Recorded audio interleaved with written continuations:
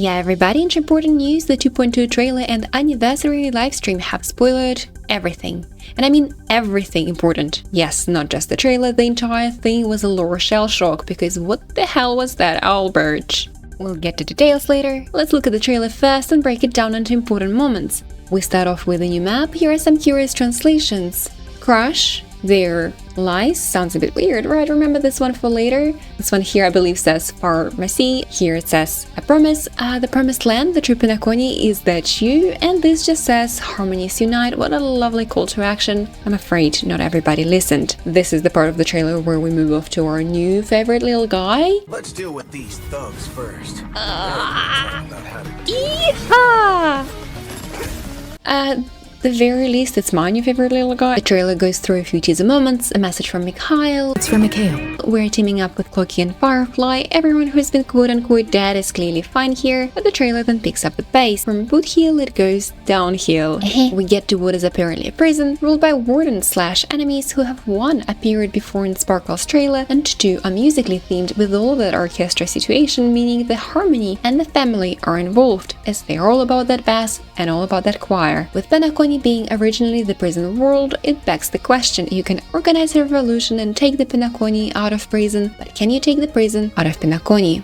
Has everything gone a full circle? The trailer shows off several disasters: purple laser, red lighting, explosions, stormy weather, and of course the greatest disaster of them all, the death of a style. I refuse to accept responsibility for the fashion crime being committed by the Trailblazer, and moving forward won't be associating with the Trailblazer character until the head comes off. We move to Black Swan, another one with weird head choices. I still don't know why you have a belt on your head, but her shot is followed by none other than Jing Yuan and Dang Hang and Mibirlune. Let's pause here. No, of course Jing Yuan didn't drop everything to come hang out with us. I wish he could. It's more likely that Black Swan is stepping into our memories to recreate a powerful moment. Although Mibirlune might be here for real, as in the next shot Astral Express is reunited. Acheron then does Acheron things, while Sunday does Sunday things, such as an obligatory evil pose that perfectly translates into the boss sequence. That boss also sports Havlovian wings, as the exact same eye pattern in the halo that we've seen in Sunday's design is named Harmony's Choir, the Great Septimus. Septimus, of course, being the 7th and Sunday being the 7th day of the week. And now is a good time for a reminder that the hint about the traitor of the family who's been ruining the Harmony tune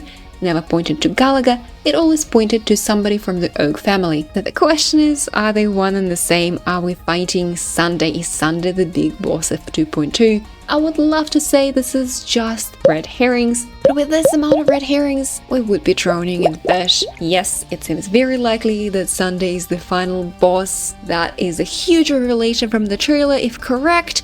It doesn't stop here though, we go deeper. So let's see what have we learned about the salutations of Ashen Dreams. For one, we've learned the names of the boss in different phases. It is the Great Septimus only in the first phase. In the second, it is named this. Fortunately, I read Penaconian. It took me a good half an hour to get through these pixels. This says the Embryo of Philosophy. This name on its own doesn't mean much, but the livestream also reveals the description of the drop from the Embryo of Philosophy. Let's read this together. Lost echo of the shared wish. They alone played the supreme rhythm until it was drowned in their multiple choruses. There are only 2 Ians who fit this description. It could only be Anna, who played the supreme rhythm, the Ian of Order, who was also musically themed, and it could only be Shipper of Thousand Faces of multiple choruses, who absorbed Ina and downed Ina's supreme rhythm. Hello? And now that Ina has made its way into the equation, now that we have that connection, we'll see them everywhere. This hand, not Shipper, that's Ina's textures. This eye, look at here. This stone mask, Let's even circle back. Crush, there lies. Doesn't this now look Ina themed?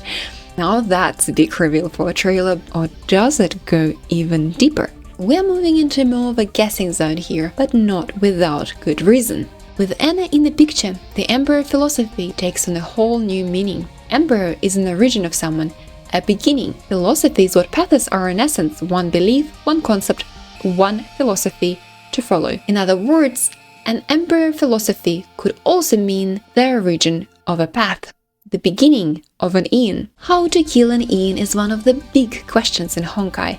But how to become an Ian is an even bigger question that we had very few leads on until the Emperor Philosopher just decided to drop by. We now have a very real chance to see the birth of an Ian in person, and then potentially baseball bat the entire process. If so, I would have loved to be taken by surprise during the playthrough, not during the live stream, but that aside, I'm just very excited for the potential that 2.2 holds. The mind-blowing revelations about Ians are on the table, so count me in.